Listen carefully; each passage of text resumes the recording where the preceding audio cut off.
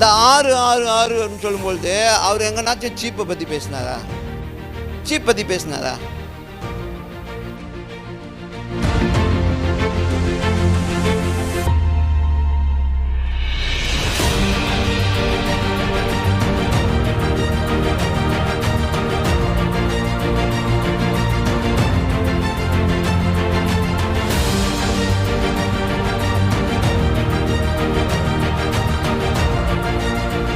அந்தி கிறிஸ்து 6 ஏன்னா இந்த சீப் சிஸ்டம் வந்தோன்னா அந்தி கிறிஸ்து நான் கேட்குறேன்.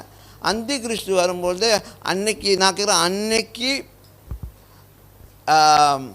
யோவான் அந்த அந்த அந்த அந்த சொப்பனத்தையோ சரியா அந்த தரிசனத்தை பெற்றுக்கொள்ளும்பொழுது இந்த 666 சொல்லும்பொழுது அவர் எங்கன்னாச்சும் சீப்பை பற்றி பேசினாரா?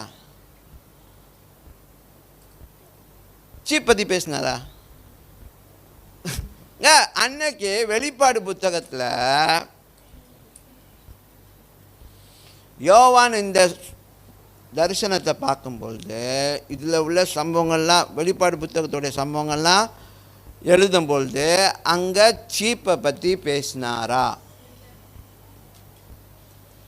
அப்போ ஏன் சீப் வந்தோன்னே 666 சீப்புன்னு வந்து சொல்கிறீங்க? அப்படின்னா சீப் மோ கூட நீங்கள் சாப்பிடக்கூடாது. சிப்ஸ் மாவு இருக்குல்ல, அதை கூட சாப்பிடக்கூடாது, ஏன்னா அங்கேயும் சிப்பு இருக்குது. வெளிப்பாடில் என்ன சொன்னிச்சு கேளுங்க. வெளிப்பாடு புத்தகத்தில் அந்தி கிறிஸ்துவ குறித்து சொல்லப்பட்டது கேளுங்க. அந்தி கிறிஸ்துவ குறித்து சொல்லப்பட்டது சிப்புன்னு சொன்னிச்சா?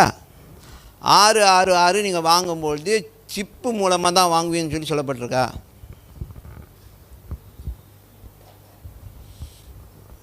சொல்லப்பட்டிருக்கா?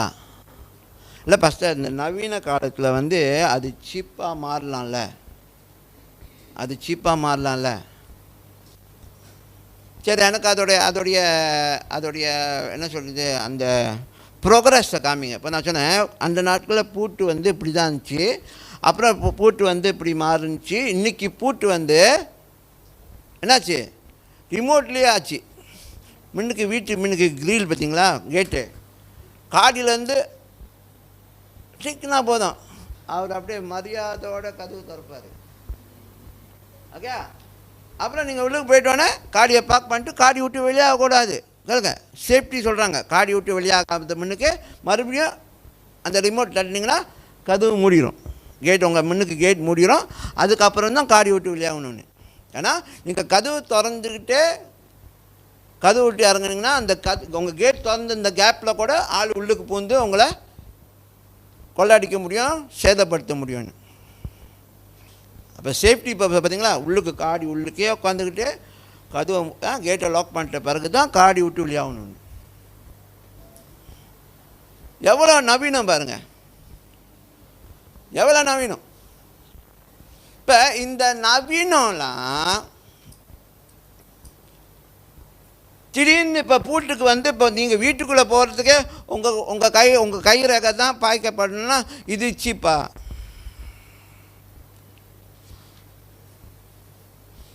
இப்போ என்ன சொல்கிறாங்க, பயப்படுறாங்க.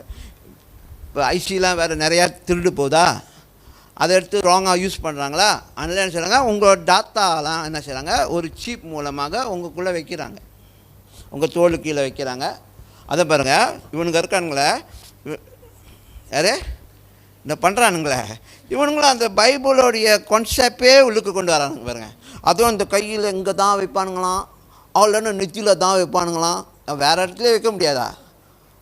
அதோட இதை பார்த்தோன்னே ஓ அந்தி கிறிஸ்து 666 நெத்தியில் தான் வைக்கிறானுங்க பாருங்க, கையில் தான் வைக்கிறானுங்க பாருங்க.